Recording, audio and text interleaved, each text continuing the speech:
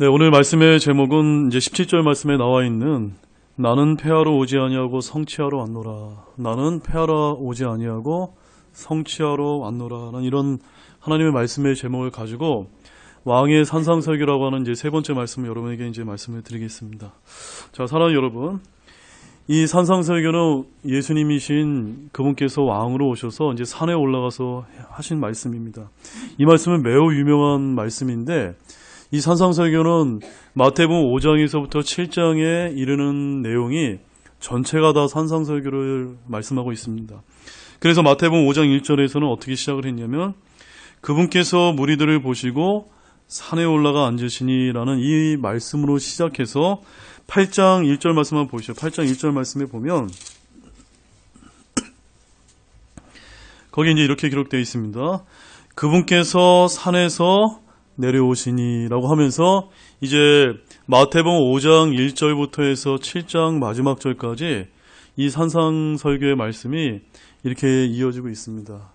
참으로 이 마태복음의 이 산상설교 또 일반 교회에서는 산상수훈이다 이렇게 알려지고 있는데 이 말씀은 우리에게 굉장한 그런 영적인 교훈들과 진리의 보화들로 이렇게 가득 찬 말씀인데 어떤 제가 아는 목사님은 이 5장과 7장에 있는 말씀만 가지고도 책 한 400페이지, 500페이지 책 한 권을 이렇게 쓰실 정도로 굉장한 이런 말씀이 담겨 있습니다. 그래서 이제 저는 이제 여러분들에게 이 5장부터 7장까지 말씀 그렇게까지 뭐 많이 다루지는 않지만 우리가 여기 나와 있는 말씀을 있는 그대로 이 주일 오전 시간만을 통해서라도 여러분에게 좀 전달을 하고자 하는 그런 목적을 가지고 지금 말씀을 전하고 있습니다. 아무튼 오늘 저는 여러분에게 예수님께서 이 땅에 오셔서 그 공생의 사역 초기에 유대인을 대상으로 사역하셨던 이 산상설교를 계속해서 전하고 있는데 오늘은 그 세 번째 부분입니다. 자, 맨 처음에는 어떤 말씀을 전해드렸죠? 마태복음 5장 1절 그 상반부에 보면은 맨 처음에는 팔복에 대해서 여러분에게 말씀을 드렸고 그 다음에 두 번째로는 그분의 제자들이 땅의 소금과 세상의 빛의 역할을 감당할 것에 대해서 여러분에게 말씀을 드렸습니다. 그리고 오늘은 이제 13절에서 16절 말씀을 이제 보시게 되면 하늘의 왕국 백성된 자의 사명을 말씀하신 예수님께서 여기서 선포하시는 하늘의 왕국의 법이 구약의 율법이나 대언자의 글을 폐하는 것이 아니라 성취하는 것을 밝히는 그런 내용을 좀 여기서 지금 말씀하고 있습니다. 자, 그런 의미에서 17절에서 18절 말씀 다시 한번 우리 한 목소리로 읽겠습니다. 내가 율법이나 대언자의 글을 폐하러 온 줄로 생각하지 말라. 나는 폐하러 오지 아니하고 성취하러 왔노라. 진실로 내가 너희에게 이르노니 하늘과 땅이 없어지기 전에는 율법에서 1.1획도 결코 없어지지 아니하고 마침내 다 성취되리라. 아멘. 자, 예수님께서는 친히 이 구약 성경 전체를 두 가지로 분류할 때 뭐라고 표현하시냐면 여기 어떻게 표현하고 있습니까?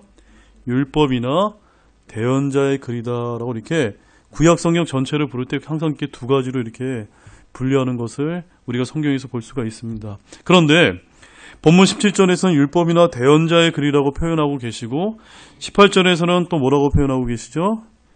율법이다라고 이렇게 표현하신 것이라고 우리가 볼 때 우리가 전체적인 이제 문맥 가운데 볼 때 오늘 말씀하신 이 말씀은 구약 성경 전체를 지칭하는 것으로 우리가 그렇게 이제 볼 수가 있습니다. 아무튼 예수님께서는 오히려 율법의 근본적인 의미를 강조해서 그것을 성취하기 위해서 오셨고 또한 천년왕국을 다스리시고 최소한 새하늘과 새 땅을 여시기 전까지는 율법의 1.1획도 결코 없어지지 않고 보존하시며 다 성취할 것을 여기서 말씀하고 계십니다. 자, 언제까지요, 여러분? 새하늘과 새 땅을 여시기 전까지는 최소한 여기 구약 성경에 있는 말씀뿐만이 아니라 제가 믿기로는 성경 전체의 말씀이 1.1획도 점 하나도 없어집니까? 안 없어집니까?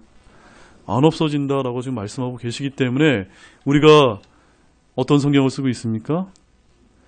이 킹제임스 성경으로 우리가 하나님의 말씀을 본다는 것은 이러한 점에서 하나님의 말씀은 사라지지 않는다라고 말씀하셨기 때문에 우리가 있는 그대로 다 이렇게 완전하게 이제 담겨있는 이 성경 말씀을 우리가 귀하게 여기면서 우리가 말씀을 살펴보고 있다는 것을 꼭 기억하시기 바랍니다. 원래 이제 율법은 영어로는 대문자로 LAW라고 해서 원래 법을 뜻합니다. 그러나 성경에서 율법은 종종 하나님 말씀 전체를 가리키기도 하고, 또 오늘 우리가 살펴봤던 것처럼 구약 성경 전체를 가리키기도 하고, 또 한편은 히브리 성경의 세 부분인 모세오경, 창세기부터 이제 신명기까지 나와 있는 그 모세오경을 가리키기도 합니다. 그런데 오늘 우리가 살펴보려고 하고 있는 이 본문에서는 특별히 무엇을 가리킬까요, 여러분? 바로 구약 성경 전체를 지금 가리키고 있다는 것을 여러분들이 꼭 기억하시면서 오늘 말씀을 좀 들어주시기 바랍니다. 아무튼 본문 17절과 18절 말씀은 예수님께서 율법 폐기론자가 아니라 율법의 완성자이심을 지금 밝히십니다. 그래서 구약의 많은 율법들이 주님의 몸을 통해서 성취되었습니다. 그러므로 우리는 안식일법을 지키지 않습니다. 왜 지키지 않을까요? 바로 안식일법이 폐지된 것이 아니라 주님의 몸을 통해서 성취되고 완성되었기 때문입니다. 골로새서 2장 14절 말씀 한번 보겠습니다. 골로새서 2장 14절 말씀. 골로새서 2장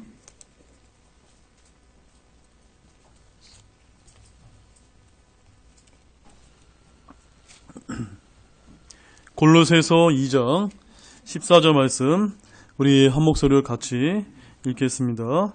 우리를 대적하고 우리를 반대하던 규례들을 손으로 기록한 것을 지우시고 그것을 길에서 치우사 그분의 십자가에 못 박으셨으며. 자, 여기 이 말씀을 잘 보시기 바랍니다.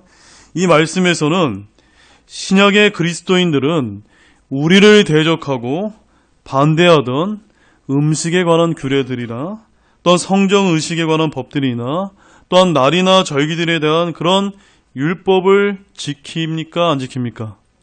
저와 여러분 지키지 않습니다. 왜냐하면 주님께서 그런 것들을 모두 자신의 몸으로 어디서 처리하셨습니까? 십자가에서 처리하셨기 때문에 우리 신약의 그리스도인들은 이러한 의식법들, 또한 음식에 관한 규례들, 안식일법, 그런 것들은 지키지 않습니다. 그래서 우리가 이제 또 한 번 말씀을 좀 볼 필요가 있는데, 우리 마태복음 12장 1절에서 2절 말씀도 한번 보겠습니다. 마태복음 12장 1절에서 2절 말씀.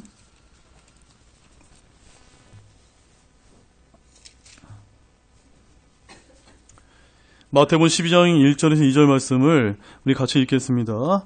그때 예수님께서 안식일에 곡식밥 사이로 지나가시는데 그분의 제자들이 시장하여 곡식 이삭을 따서 먹기 시작하니라. 그러나 바리새인들이 그것을 보고 그분께 이르되 보시오, 당신의 제자들이 안식일에 행하면 율법에 어긋나는 것을 행하나이다 하거늘. 지금 누가 누구에게 지금 비난하고 있습니까?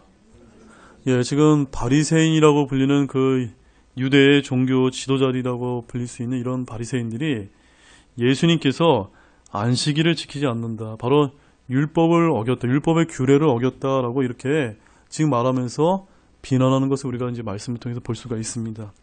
당시 유대의 종교 지도자들, 특히 바리새인들은요, 주님께서 안식일에도 병을 고쳐주는 일을 하셨고, 또 여러 가지 면에서 유대계가 정한 이런 여러 가지 규례들을 무시하셨다라고 생각을 해서 그분을 율법 폐기론자라고 오해하고 그토록 비난했습니다. 그러나 그러한 행위는 율법의 근본적인 의미를 깨닫지 못한 것이었습니다. 율법의 외부적인 규정에만 얽매여서 형식적이고 외식적인 그런 그들의 그런 행동 때문에 예수님을 바라본 결과로서 그렇게 비난했던 것입니다. 예수님께서는 율법의 제정자이시며 수요자이시고 자신은 율법의 폐기론자가 아니라 성취자이심을 밝히시면서 오늘 이어지는 본문 이제 마태복음 5장 21절에서 48절까지의 그런 말씀을 우리가 쭉 이제 살펴보게 되면 이런 가르침을 통해서 율법의 진짜 의미, 진짜 근본적인 의미를 저와 여러분에게 친절하게 알려주신다는 것을 저와 여러분이 보시기 바랍니다. 주님은 오히려 구약의 대언자들이 기록한 이런 율법을 완성하신 분으로서 예수님께서 이 땅에 오신 그 자체만으로도 율법은 성취되었다는 사실입니다. 왜냐하면 율법, 즉 구약 성경은 단순히 종교와 윤리적인 교과서가 아니라 대언서라는 의미를 가지고 있기 때문입니다. 우리 누가복음 24장 44절 말씀 보겠습니다. 누가복음 24장 44절 말씀.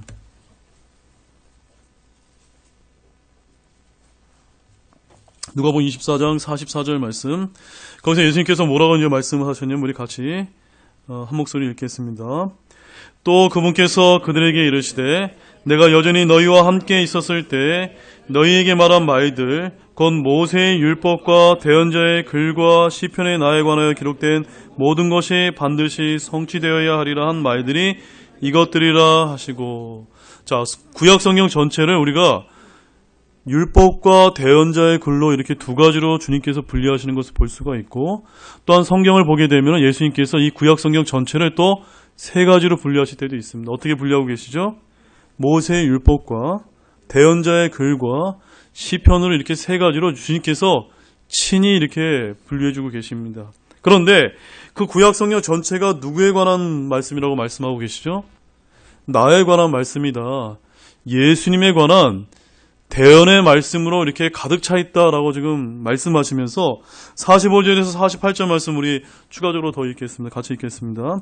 그때 그들의 지각을 여사 그들이 성경 기록들을 깨닫게 하시며 또 그들에게 이르시되 이같이 기록되었은즉 이같이 그리스도가 고난을 받고 셋째 날 죽은 자들로부터 일어나는 것이 마땅하며 또 회개와 죄들의 사면이 그의 이름으로 예루살렘에서 시작하여 모든 민족들 가운데 선포되어야 하리니 너희는 이 일들의 증인이라. 구약 성경 전체의 말씀이 예수님에 관한 말씀을 하고 계신데 특별히 그 핵심 주제가 뭡니까? 예수님께서 저와 여러분을 위해서 이 땅에 오셔서 십자가에서 고난당하시고 묻히시고 셋째 날의 성경 기록대로 부활하셔서 저와 여러분을 구원해 주신다는 이 말씀, 이 대언의 말씀을 성취하고 이루시기 위해서 오셨다라고 지금 성경 구약 성경 전체가 말씀하고 있고, 이 말씀에서 제자들만 증인이 되어야 되는 것이 아니라 누구도요? 저와 여러분도 이 일들에 있어서 증인이 되는 그런 삶을 살아야만 됩니다. 사랑하는 여러분, 구약에는 예수 그리스도의 존재와 그분이 이 땅에 오실 것이라는 약속과 갈보리 십자가에서의 고난과 영광이 대언된 말씀으로 가득 차 있습니다. 그래서 모세도 주 내 하나님에게서 내 한가운데서 곧 내 형제들 중에서 나와 같은 대언자 하나를 너를 위하여 일으키시리니 너희는 그의 말에 귀를 기울일지니다라고 신명기 18장 15절 말씀에서 대언을 하셨고, 그 외에도 시편 2장과 22장에서는 다윗을 통해서 또한 많은 대언자들을 통해서 예수님의 탄생과 사역과 다시 오시는 재림에 대해서 대언하는 말씀을 하고 계십니다. 그래서 이사야서 9장 6절 말씀에서는 한 아이가 우리에게 태어났고 그 아이 대신 예수님께서는 강하신 하나님, 영존하는 아버지, 평화의 통치자라 할 것이다 라고 이사야서 9장 6절 말씀에 대언하고 계시고, 이사야서 53장 5절에서 6절 말씀에서는 그 예수님께서 우리의 범법들로 인해 부상을 당하고 우리의 불법들로 인하여 상하였노라. 그가 징벌을 받음으로 우리가 화평을 누리고 그가 채찍에 맞음으로 우리가 고침을 받았도다라고 그렇게 예수님의 십자가의 고통을 대언하고 있습니다. 또 미가서 5장 2절 말씀에서는 그러나 너 베들레헴 에브라다야, 내가 유다의 수천 가운데 작을지라도 이스라엘에서 치리자가 될 자가 내게로 나오리라. 어디서 탄생하신다고 말씀하고 계시죠? 베들레헴에서 탄생할 것이라고 미가 대언자로 이미 말씀을 하셨습니다. 이처럼 제가 몇 가지만 보여드렸지만 구약 성경 전체는 예수님을 관한 대언의 말씀으로 가득 차 있다는 말씀입니다. 결국 율법과 대언자들의 글, 즉 구약의 중심 초점은 무엇일까요? 바로 예수 그리스도란 사실입니다. 그러기에 예수님께서는 요한복음 5장 39절에서 이렇게 말씀하셨습니다. 성경 기록들을 탐구하라. 너희가 그것들 안에서 영원한 생명을 얻는 줄로 생각하거니와 그것들은 곧 나에 대하여 증언하는 것들이니라. 우리가 영원한 생명을 얻기 위해서는 어디로 가야 됩니까? 바로 하나님의 말씀, 또한 하나님의 말씀 가운데서 나에 관해서 증언한 그 예수님에게 초점을 맞춰야만 우리가 영원한 생명을 얻을 수가 있지, 세상에 와서 아무리 선한 일을 행한다고 어떠한 다른 종교를 갖는다고 영원한 생명을 얻을 수 있는 것이 아니라고 분명하게 말씀을 하셨습니다. 자, 사랑하는 형제 여러분, 하나님의 옛 언약이 구약 성경입니다. 언약은 성취되어야만 완전합니다. 그런데 예수 그리스도께서 그 언약대로 이 땅에서 우리 육신의 몸을 입고 오심으로 인해서 그 말씀이 그대로 성취되었습니다. 예수님은 그런 의미에서 율법이나 대언자의 글을 성취하러 오셨다라고 말씀하신 것입니다. 자, 우리 로마서 3장 이제 19절에서 20절 말씀 한번 보겠습니다. 로마서 3장. 이 로마서 3장 말씀은 굉장히 이제 오늘 본문 주제와 관련해서 중요한 말씀을 우리에게 전도주고 있습니다. 로마서 3장 19절에서 20절 말씀 우리 한 목소리로 읽겠습니다. 이제 우리가 알거니와 율법이 어떤 것들을 말하든지 그것은 율법 아래 있는 자들에게 말하나니 이것은 모든 입을 막아 온 세상이 하나님 앞에서 유죄가 되게 하려 함이니라. 그러므로 율법의 행위로는 어떠한 육체도 그분의 눈앞에서 의롭게 될 수 없나니 율법으로는 죄를 알게 되니라. 아멘. 제가 여러분에게 질문을 드리겠습니다. 하나님께서 구약을 통해서 주신 이 율법, 어떤 계명들은 선합니까? 선하지 않습니까? 선하다고 성경은 그렇게 말씀해주고 계시고 하나님의 거룩하신 완전하신 기준을 이제 이야기합니다. 하나님 자신이 이러한 분이다라는 것을 우리가 율법을 통해서 알도록 유대인에게 지키도록 주신 말씀이 뭡니까? 율법입니다. 그런데 문제는 뭡니까? 그 율법을 우리 인간인 죄인인 우리가 그것을 다 지킬 수 있습니까? 없습니까? 지킬 수 없는데 유대인들은 어떻게 했죠? 그 주님께서 주신 그 십계명 위에다 여러 개의 율법들을 더해서 약 618가지의 그런 율법 계명들을 만들어서 그것만 다 지킬 수 있으면 내가 의인이여 천국에 갈 수 있다라고 그렇게 믿었던 것입니다. 그래서 예수님께서 뭐라고 그들에게 말씀하셨습니까?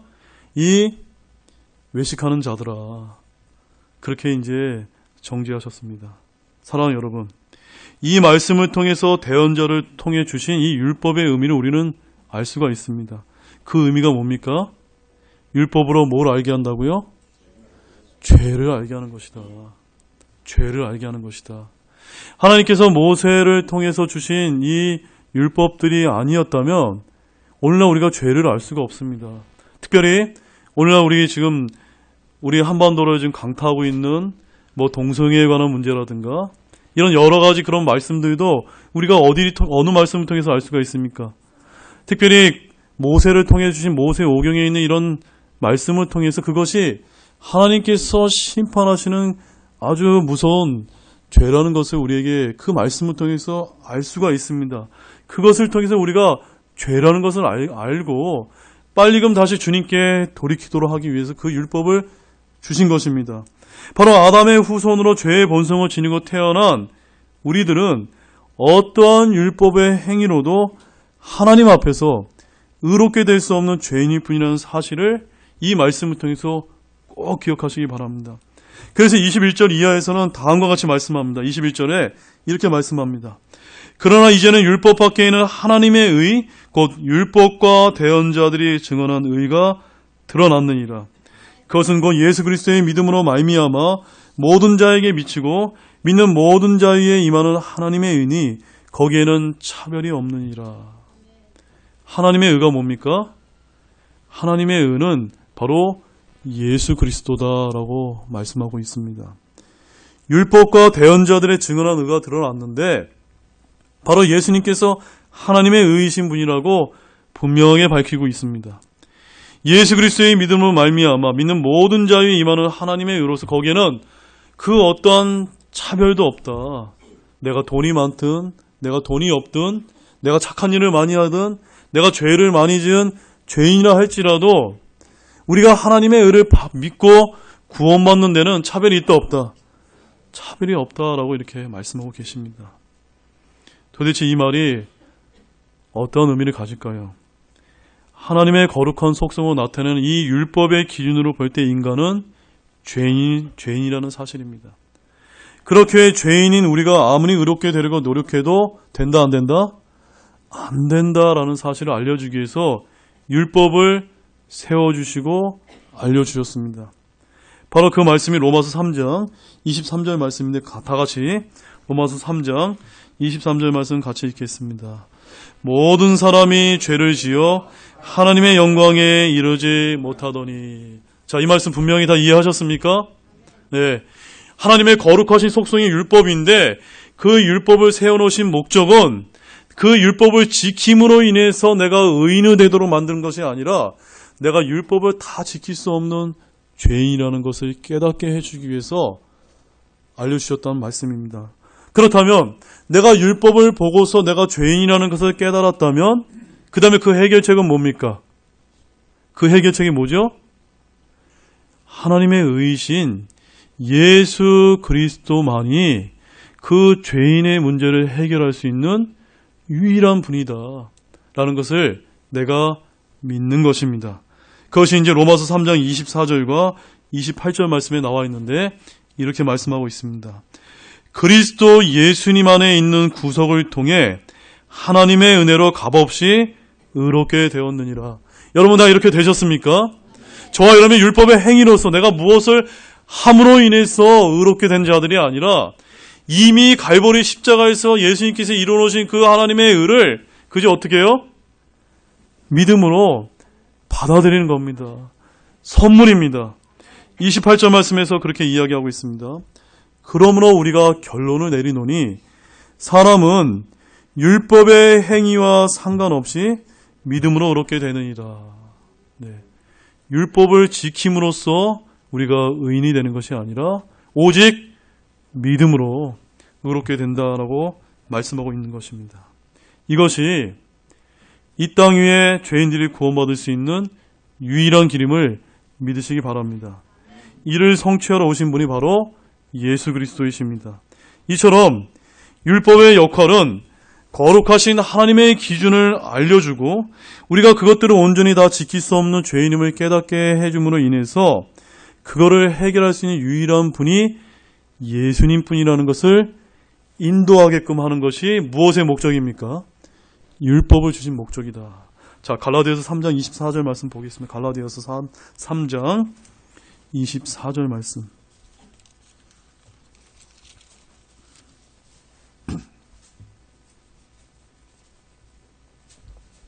갈라디아서 3장 24절 같이 읽겠습니다.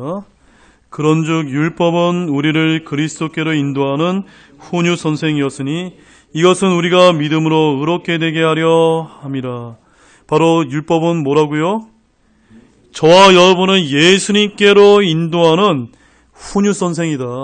율법 그 자체로서는 우리에게 구원을 가져다 주지 못합니다. 그러나 율법은 내가 지킬 수 없는 죄인임을 깨닫고 그것을 해결해 줄 수 있는 유일한 분이 예수님인 것을 인도해서 만나게 해주는데 그 목적이 있다라고 말씀하고 있습니다.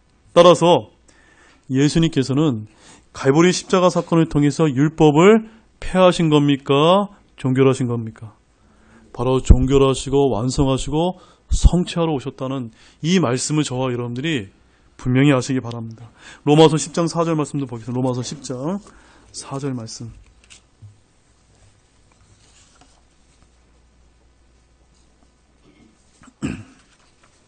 로마서 10장 4절 말씀. 자, 오늘 말씀의 첫 번째 부분에 아주 결론 부분에 해당되는 말씀 같이 한 목소리 읽겠습니다. 그리스도께서는 믿는 모든 자에게 의가 되시기 위하여 율법의 끝마침이 되시니라. 아멘이시죠? 이제 여러분 율법을 주신 목적과 의미를 분명히 다 이해하셨습니까? 아멘으로 믿습니다. 자, 그럼 다시 본문으로 돌아가서 이제부터는 본문 21절 이하에 나와 있는 상상설교의 가장 어려운 부분을 여러분에게 또 상세하게 한번 이제 말씀을 드리도록 하겠습니다. 자, 마태복음 5장 21절에서 이제 끝에 48절까지 말씀을 보십시오. 소제목만 보겠습니다.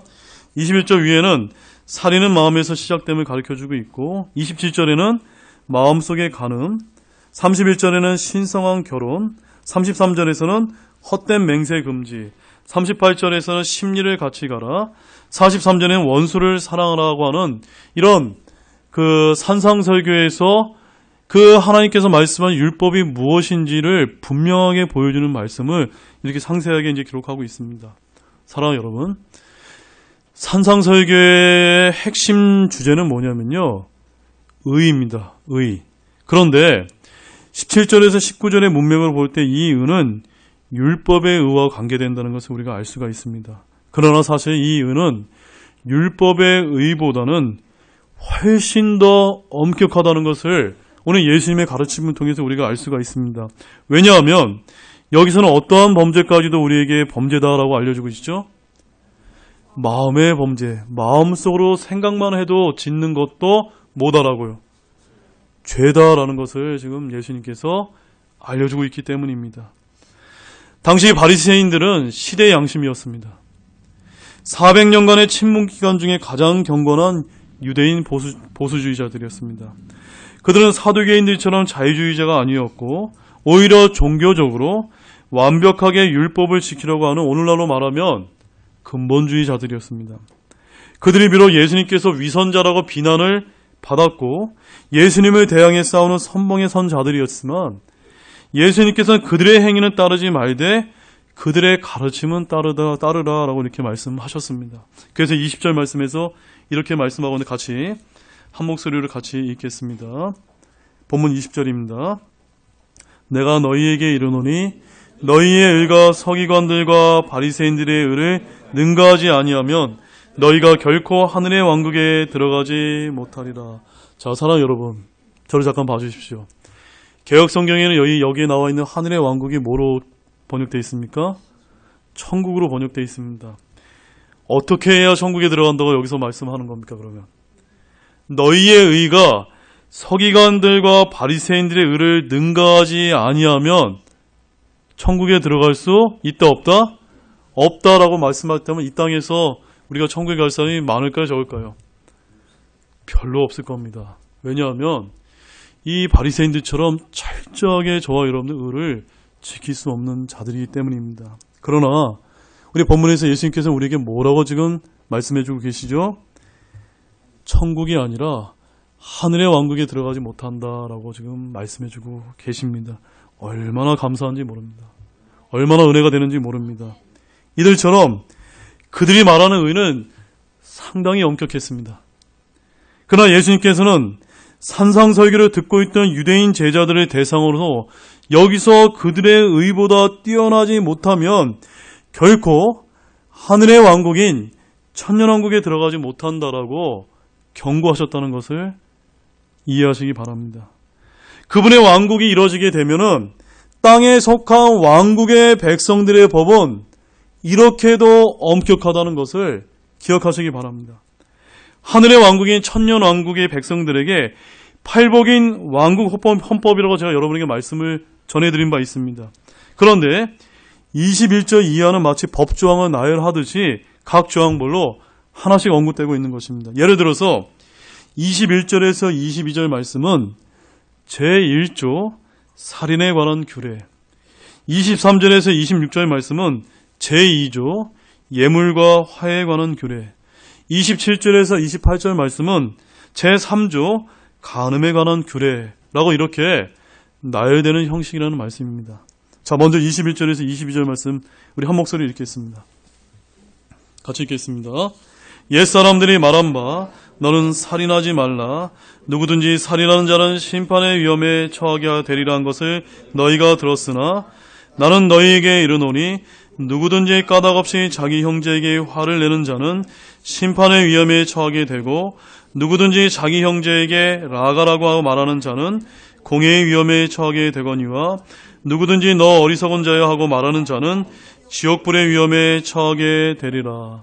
자, 사랑하는 여러분, 지금부터 전해드릴 말씀을 여러분 아주 주의 깊게 여러분 잘 들어주시기 바랍니다. 이 말씀은 여러분들이 이제 일반적으로 듣는 말씀과 제가 조금 더 다른 관점에서 여러분에게 말씀을 전해드리기 위함입니다.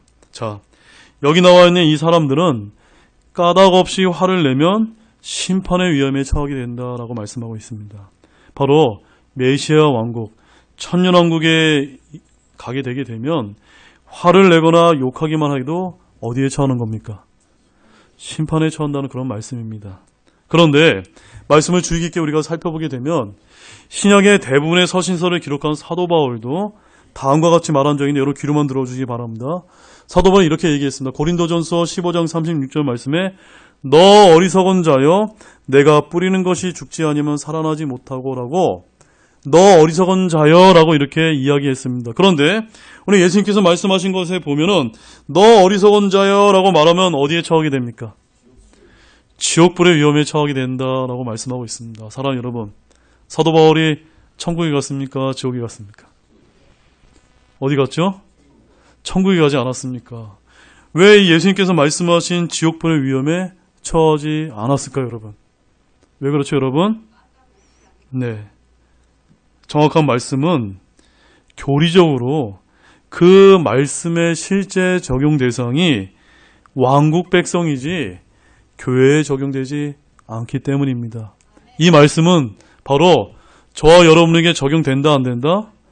적용되는 그런 말씀이 아니라는 사실입니다. 다만 신약시대를 사는 저와 여러분도 모세의 율법에서 말한 너는 살인하지 말라는 규례가 실제로는 꼭 사람을 죽여야만 살인이 아니라 마음속에서 누군가를 미워하는 것조차 살인죄가 된다는 점에서는 모두가 하나님 앞에서 누굽니까? 유죄가 되기 때문에 저와 여러분은 죄인이 된다는 측면에서는 저와 여러분이 이 말씀을 있는 그대로 받을 수가 있습니다. 그러나 실제로 예수님께서 철장을 가지고 의로 직접 통치하시는 메시아 왕국이자 천년왕국이 되면 왕국 백성들에게는 말씀 그대로 적용되어서 까닭없이 화를 내기만 해도 어디에 처하게 됩니까? 지옥불의 위험에 처하게 된다라고 말씀하고 있습니다. 왜 그렇습니까? 지금 우리가 살고 있는 곳은 누가 활개를 치고 있습니까? 사탄 마귀들이 지금 활개를 치면서 저와 여러분을 유혹하지만 천년왕국에서 사탄 마귀들은 어디가 있습니까? 예, 무적행에 갇혀서 천년 동안 갇혀있기 때문에 정말 예수님께서 의만 가지고 통치하기 때문에 이런 일이 발생합니다. 자, 본문 27절, 28절 말씀 또 한번 보도록 하겠습니다. 27절, 28절 같이 읽겠습니다. 옛사람들이 말한 바 너는 간음하지 말라 한 것을 너희가 들었으나 나는 너희에게 이르노니 누구든지 여자를 보고 그녀에게 음욕을 품는 자는 이미 마음속으로 그녀와 간음하였느니라. 자, 사랑하는 여러분, 왕국의 법이 구약의 율법보다 더 엄격한 것은 마음의 음욕도 간음으로 취급되기 때문임을 여기서 우리가 또 한번 이제 확인할 수가 있습니다. 이 말씀 역시 저와 여러분에게 오늘날 신약의 그리스도인들에게 동일하게 적용되는 그런 말씀입니다. 왜냐하면 실제로 이 세상의 모든 그 사람들은 그 어느 누구도 마음에서 음욕죄를 저지르지 않는 자가 있습니까? 없습니까? 단 한 명도 없습니다. 저 산에 가서 아무리 내가 돌을 닦고 수도를 하고 여자를 멀리한다 하더라도 마음 안에서 음욕죄를 해결할 수가 있다 없다? 없다라는 것이 하나님께서 말씀하신 그 내용입니다. 그러나 사랑하는 여러분, 교리적으로 신약의 그리스도인들이 왕국 백성들과 다른 점은 무엇일까요? 바로 지옥의 위험에 처하지 않다는 것을 여러분 잘 분별하시기 바랍니다. 29절에서 30절 말씀 같이 읽겠습니다. 29절에서 30절. 만일 내 오른눈이 너를 실족하게 하거든 그것을 빼어 내게서 내버리라. 내 지체 중에 하나가 없어지고 내 온몸이 지옥에 던져지지 않는 것이 내게 유익하니라. 만일 내 오른손이 너를 실족하게 하거든 그것을 찍어 내게서 내버리라. 내 지체 중에 하나가 없어지고 내 온몸이 지옥에 던져지지 않는 것이 내게 유익하니라. 여러분, 이 말씀 이제 잘 이해가 되셨습니까? 천년왕국에 들어가려면 천년왕국의 백성들은 예수님께서 의로 통치하시고 사탄 마귀가 그들의 죄를 유혹하지 않기 때문에 내가 간음죄를 저지르게 되면 그 눈은 어떻게 해야 됩니까? 빼버려야 지옥에 가지 않습니다. 사랑하는 여러분, 여기서 중요한 말씀을 우리가 깨달을 수가 있습니다. 오늘날 신약 그리스도인들은 우리가 간음죄를 저지른다 할지라도 우리의 눈을 뺄 필요가 있습니까? 없습니까? 뺄 필요가 없다는 그런 은혜의 시대에 우리가 구원받았다는 사실로 인해서 하나님께 영광을 돌리시기 바랍니다. 왜냐하면 저와 여러분은 여전히 우리의 눈으로 수많은 간음죄를 저지르고 있지만 지옥에 가지 않기 위해서 우리의 눈을 뺄 필요가 없기 때문입니다. 그저 우리는 경륜적으로 왕국 경륜이 아니라 교회 경륜에 적용되는 세대를 살고 있기 때문에 그저 다음과 같이 우리가 자백하기만 하면 됩니다. 요한일서 1장 9절 말씀 보겠습니다. 요한일서 1장 9절 말씀. 요한일서 1장 9절 말씀입니다. 같이 읽겠습니다. 만일 우리가 우리의 죄들을 자백하면 그분께서는 신실하시고 의로우사 우리의 죄들을 용서하시며 모든 불의에서 우리를 깨끗하게 하시니라. 우리가 눈을 빼지 않아도 지옥에 가지는 않지만 우리는 그 많은 죄를 지을 때마다 어떻게 해야만 됩니까? 자백해야 됩니다. 그러면 예수님께서 모든 것을 다 깨끗하게 만들어 주신다. 왜 그러냐면 여러분 2장 1절 말씀에 어떤 말씀이 있냐면 만일 누가 죄를 지어도 우리에게 아버지와 함께 계신 변호자가 계시니 곧 의로우신 분 예수 그리스도시다. 바로 저와 여러분이 누가 계십니까? 하나님 오른편에 계시면서 아버지 하나님, 저기 저 형제가, 저 자매가 나를 믿고 구원받은 내 안에 들어와 있는 그리스도인입니다. 그러므로 이 죄를 용서해달라고 그 변호하는 역할을 오늘부터 우리가 만날 그날까지 영원토록 해주시는 그런 분이시기 때문입니다. 이것을 믿으십니까? 자, 사랑하는 여러분, 지금부터 가장 중요한 말씀을 드리겠습니다. 땅의 백성이 왕국 백성과 하늘의 백성이 그리스도인들 간의 차이점이 무엇인지 아십니까, 여러분? 차이점. 어떤 차이점입니까? 왕국 백성과 그리스도인의 차이는 앞서 마태복음 본문에서 보았던 말씀처럼 그렇게 행하냐 행하지 않느냐에 따라 무엇을 받느냐 무엇을 안 받느냐에 차이가 있습니다. 무엇을 안 받습니까? 형벌을 받느냐 안 받느냐, 그런 차이점이 있다는 사실입니다. 왕국 백성들은 눈에는 눈, 이에는 이식으로 행해야만 용서를 받지만 오늘 저와 여러분 신약의 그리스도인들은 예수 그리스도의 피로 완전히 구원받았기 때문에 그렇게 할 필요가 없고 전혀 형벌을 받을 필요가 없습니다. 아니, 이미 예수 그리스도께서 저와 여러분을 대신해서 십자가에서 저주의 형벌을 이미 받으셨기 때문입니다. 그저 우리 편에서는 예수님께서 나 대신 십자가의 형벌을 받으셨을 마음속으로 받아들이고 나의 구원자로 예수님을 믿을 때 이 시대에 구원받을 수 있기 때문입니다. 그러므로 이미 여러분이 구원받으셨다면 여러분은 이미 용서받은 것을 인해 감사함으로 자발적으로 이웃을 용서하기만 하면 된다는 사실을 믿으시기 바랍니다. 골로새서 3장 13절 마지막 말씀입니다. 골로새서 3장 13절 말씀. 골로새서 3장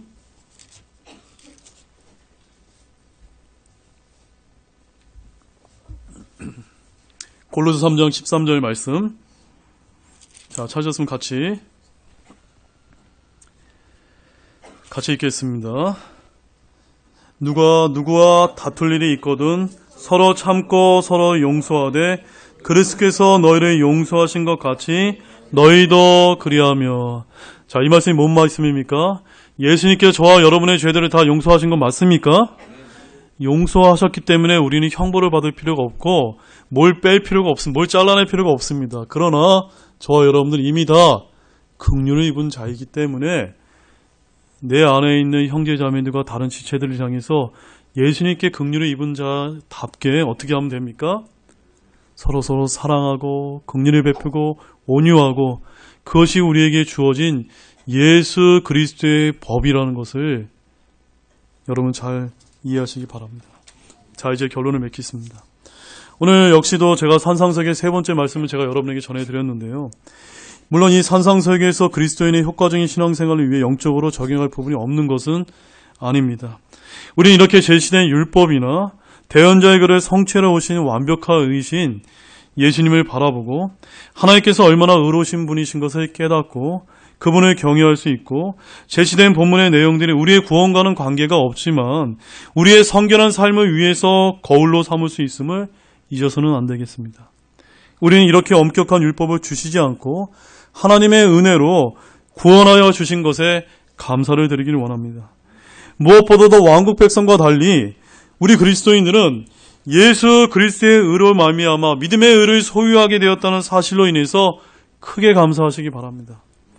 산상설교를 듣는 이 청중들은 바리새인들과 서기관들의 의보다 뛰어난 의를 행해야만 그 하늘의 왕국에 들어가지만 저와 여러분들은 예수 그리스도의 의를 믿음으로 그저 받아들이기만 하면 천국에 갈 수 있다는 사실로 인하여 감사드리기를 원합니다.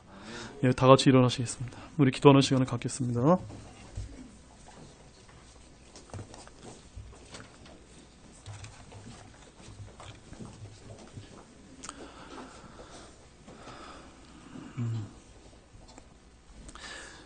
우리 잠시 눈을 감으시고 우리 기도하는 시간을 갖도록 하겠습니다.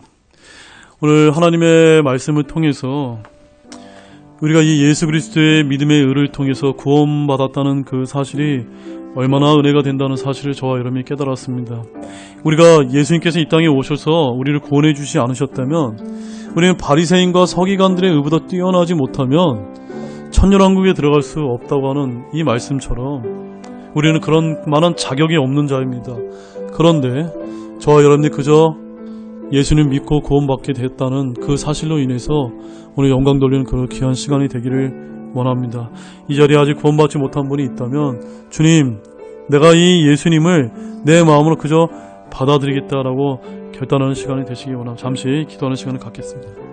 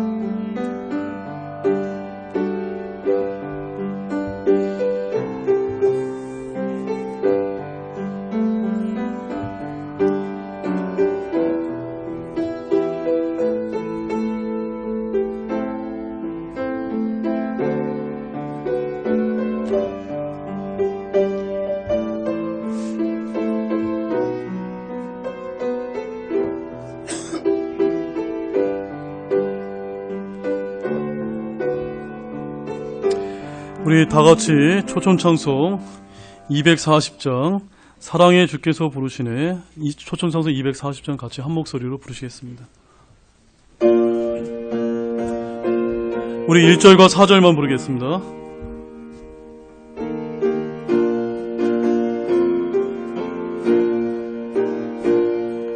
사랑의 주께서 부르시네, 부르시네, 부르시네.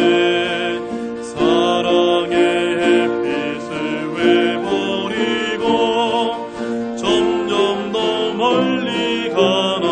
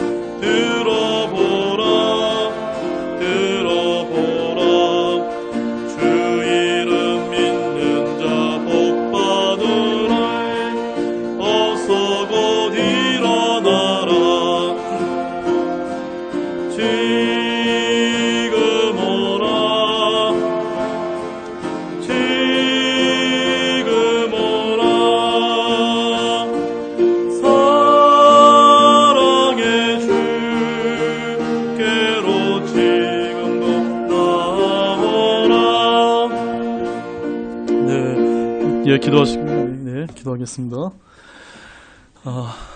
하나님 아버지 참 감사를 드립니다. 오늘 이 마태복음 산상설교에서 우리가 보았던 것처럼 참으로 예수님께서 이 율법을 폐하시기 위한 것이 아니라 완전한 의로서 성취하시고 완성하시기 오셨던 이 말씀으로 인해서 참으로 감사를 드립니다. 예수님께서만이 이 율법을 완성하신 분이시기 때문에 그 완성자이신 그 예수 그리스도를 우리가 이 세상에서 믿을 때야만이 우리가 하나님 앞에서 의롭게 될 수 있는, 구원받을 수 있는 그 방법을 우리에게 제시해 줌으로 인해서 얼마나 감사를 드리는지 모릅니다. 저와 여러분으로 인해서, 죄들로 인해서 친히 예수님께서 그 십자가의 저주의 죄를 받으시고 이 예수님께서 이미 십자가에서 처리해 놓은 것을 우리가 마음으로 믿을 때 우리가 그 저주의 형벌을 받지 않고 영원한 생명을 얻었다고 하는 이 하나님의 놀라운 은혜가 얼마나 귀한지 저희가 다시 한번 깨달을 수 있도록 도와주시기를 원합니다. 이 자리에 여전히 이 놀라우신 하나님의 이 구원의 기쁜 소식을 아직 받아들이지 못한 그런 분들이 계시다면 이 말씀을 통해 이 귀한 하나님의 선물을 받고 결단하는 그런 시간이 되게 도와주시기를 원합니다.